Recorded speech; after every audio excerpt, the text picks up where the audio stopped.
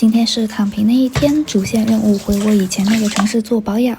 早上起来把昨晚垃圾收了，做了一碗杏子酸奶麦片。我妹妹也到了，她陪我一起去，拿了一杯冰美式，索性来个一日游，中途加个油，开过去2个多小时。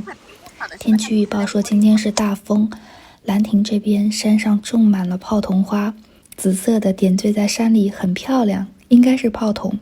虽然我最喜欢的是秋天，但是拒绝不了山花浪漫的春天。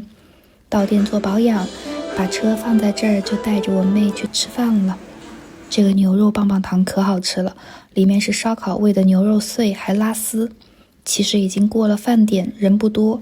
我右边这桌像是高中生，在谈出国上学的事情，或者是夏令营出国。突然来了2个女生，带了很漂亮的鲜花，还让服务员帮忙打气球。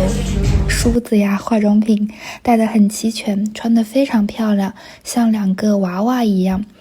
芭蕾裙那种蓬蓬短短的，一个穿的粉色，一个穿的白色。我妹的眼睛一直离不开他们，我都跟她说别盯着人家看了。他们就自顾自地开始化妆，装扮桌子，相互拍照。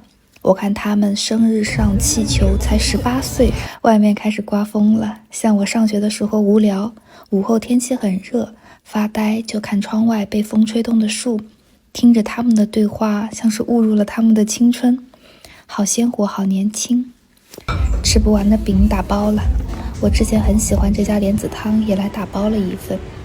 买了奶茶，再买点爱吃的，也给 4S 店那边朋友送过去了一份。车子保养完，拿上车又开了1个小时左右。这边有非常正宗的韩料店，刚才买了一份小蛋糕，刚好上面就有蜡烛。我哥也在这个城市上班，明天是他的生日，就想着我带妹妹顺道来给他过个生日。米肠汤、辣牛肉汤，这里面是粉丝紫菜卷，各种粉丝啊、大米呀，韩料真的是碳水盛宴。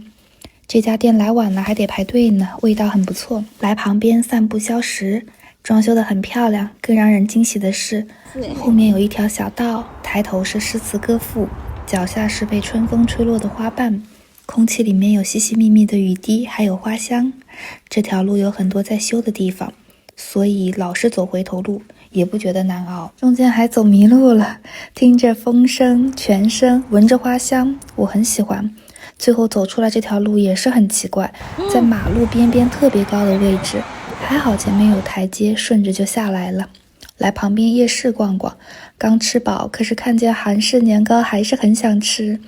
这个夜市应该算浙江这边很大的了，而且是双语夜市，很多老板可以英文对话。来进货，买点假睫毛，很多东西不是我吝啬，不愿意跟你们分享链接。我的购买渠道成分比较复杂，我可以去专柜，也可以在路边摊。钱最应该买的应该是自由，向上以及向下的自由。买得起贵的，也可以很坦然地告诉大家，我很多东西用的是路边摊上买的，因为这里是义乌，无关痛痒，不会对身体造成伤害的，又很便宜，我是无所谓的。开蚌挺坑的，我不建议大家开。买了一些发圈发饰，我哥喜欢捏捏，也给我跟妹妹买了。我妹在选穿戴甲，5块钱一副。很多人在这儿进货。9点多，时间也不早了，因为开回去还要2个小时。到家11点多了，我想着也别让我妹妹回去，让她今天晚上睡我家。她开始捣鼓她的穿戴甲，我开始吃中午打包回来的饼。女生之间的话题呢，也就是这个美甲上手好看，手上的毛怎么脱。好了，谢谢你今天也来看我。